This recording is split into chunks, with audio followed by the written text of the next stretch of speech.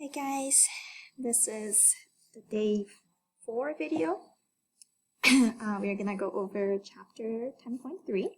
So we're done with arithmetic sequence and series, and we are going into geometric sequence and series. So it's textbook page 608. And today we are just going to look at the geometric sequence and geometric means. And then tomorrow we're going to look at geometric series. So that will conclude our first half of this chapter, meaning that we are going to have a quiz, and most likely it will be a quiz online. And so we will take one day to review and then another day for the quiz. Okay. All right, let's start with geometric sequence. So geometric sequence has something called common ratio, which is a little different from common difference. So as you can tell from the word ratio, you multiply by something constantly to get to the next number. So with the arithmetic sequence, to find a common difference, you have to subtract first number and the second number, right? And for the geometric sequence, to find a common ratio, what you're going to do is that you're going to divide the terms together to find it. So you always do the second term divided by the first term, and then it gives me 2.75. And to see if I got the correct ratio, then you continue to multiply, and then the next term will be multiplied by 2.75, which is 83.1875. So then, this one, I know there are letters involved, variables here, but again, you just need to divide the second one by the first one. Then you'll get a common ratio R. Well, let's factor, because that's the only way you can divide something. I'm going to factor by -4. 4R, oh, actually -8. I think I can factor by 8. And then I have 2. Oh, no. I can actually factor by -16. What am I doing? R minus 2. And then the bottom, I guess I can divide it by 64. R minus 2. So do you see how R minus 2 will cancel? And you can reduce 16 and 4. I think it's 4. So basically, your common ratio is -1/4. So after you multiply by -1/4, you will get -R plus 2. So that's the next term. Okay, so we have to, obviously, just like the arithmetic sequence, there is an explicit formula and a recursive formula. And I want you to look at this formula, because sure, you can memorize it, but you can also understand it to help you memorize, I guess, a little bit easier. So let's get a simple geometric sequence. So you can tell that my common ratio is 2. So then A1 is 1, and A2 is 2. And we know the common ratio is 2. So if you just have A1 times the common ratio, then you get A2 automatically. So you have to do n-1, and that's why we have this n-1 to find the nth term. Recursive formula will be you have to provide A1, but then all you do is that A1 times R. Sorry, an-1 times R will give you an. So in this case, recursive formula will be A1 equal 1. An is an-1 times 2. Right? So then if you want to find A2, you just need A1 times 2.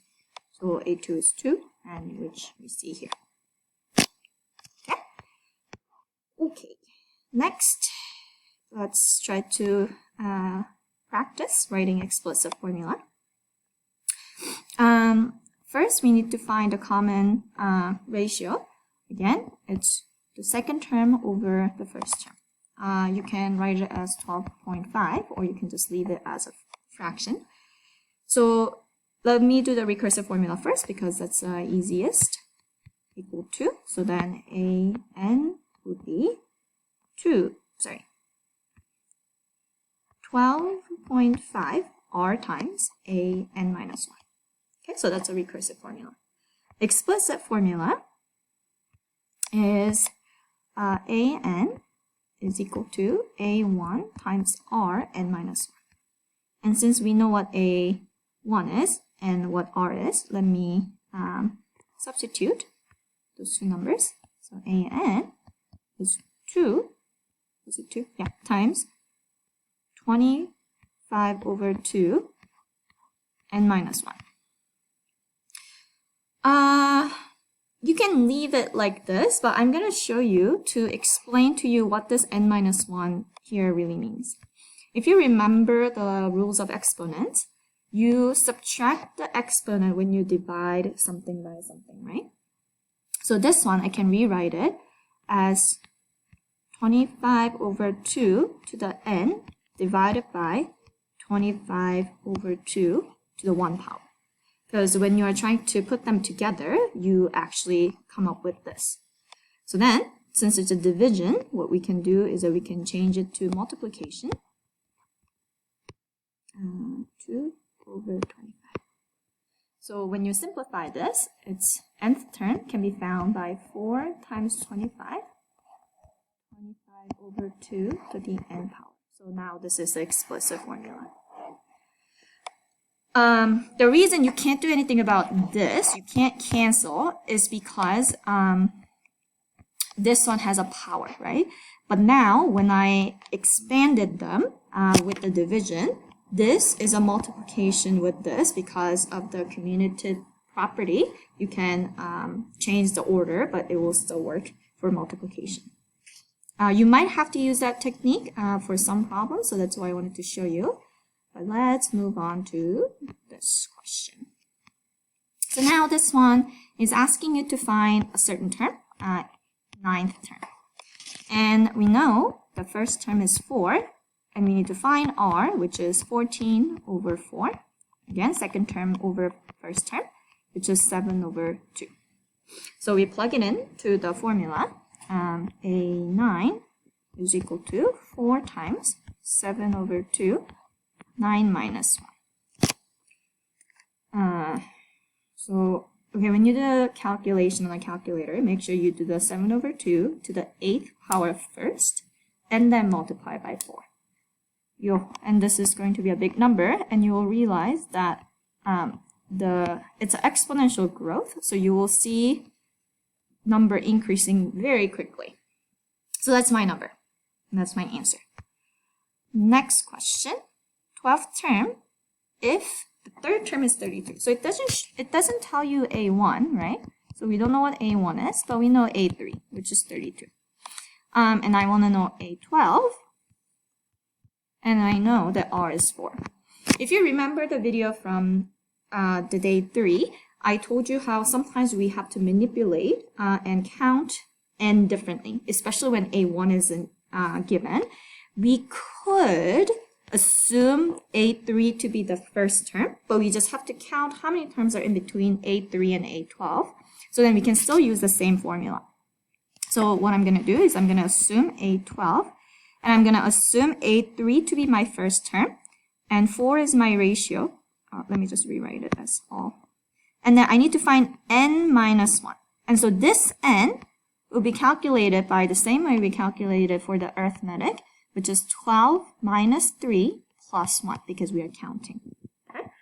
So let me substitute all the values. We don't know A12, but I know A3, I know R, and 12 minus 3 plus 1 minus 1 would be just 9. So it's going to be a very big number again. So 4 to the 9th power times 32, which is 8388608 is my number. Okay. I think that's it.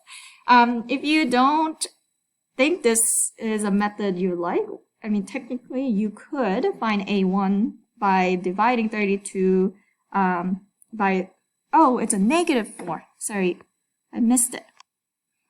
So let me change that to negative. Because I think it will be the same answer. It's just that my answer will be negative. Yeah, sorry, I missed that. So negative. Okay. Last thing for today is geometric means, which is very similar to the arithmetic means. Do you remember how means just meant how many spaces in between, what space is missing between the two terms that they gave you? And this one is two means. So that means I put two terms missing. Ah, what happened? Sorry. All right. So let's try this. We know that we are multiplying by this common difference r to get to 13.5. So I could use the formula 13.5 is first term times r. It's mysterious, or we don't know. And then how many times did you multiply by? 3. Okay? Well, 3 times, so it's r cubed, right? So then to solve for r, we divide it by -4.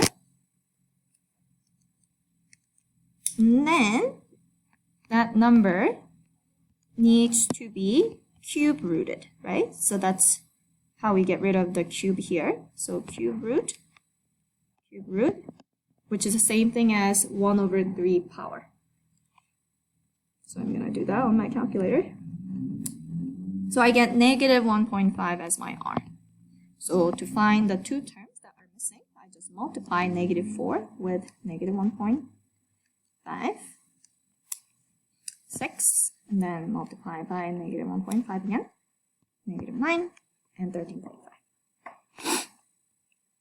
All right, last question of the day. 10 and 0.016 and 3 means 1, 2, 3, 0.016. So again, R. You don't have to do this every time, but for me it helps to see it visually. And then I don't have to memorize all these formulas. I just know that 10 times r to the 4th power has to give me this number, right? Because that's what geometric sequence means. So I first divide it by 10, and then you do 4th root, which is 1/4 power. So r is 0.2. To find the answer, you just multiply to 10, and then you multiply to the number that you found. And then you keep doing that. And then you have all the answers. So that's it for today. Like I said, it's very similar to arithmetic. The only thing that's different about geometric and arithmetic is that arithmetic is about common difference, so it's addition and subtraction, and geometric is multiplication. So that's why we have to deal with the root if you want to find r, and you might have to deal with log if you have to find n. So the homework is these 6 problems from the textbook. Make sure that you do it on a piece of paper, submit it on Google Classroom. And I will see you with one last lesson before we start reviewing for the quiz. And so see you tomorrow. Bye.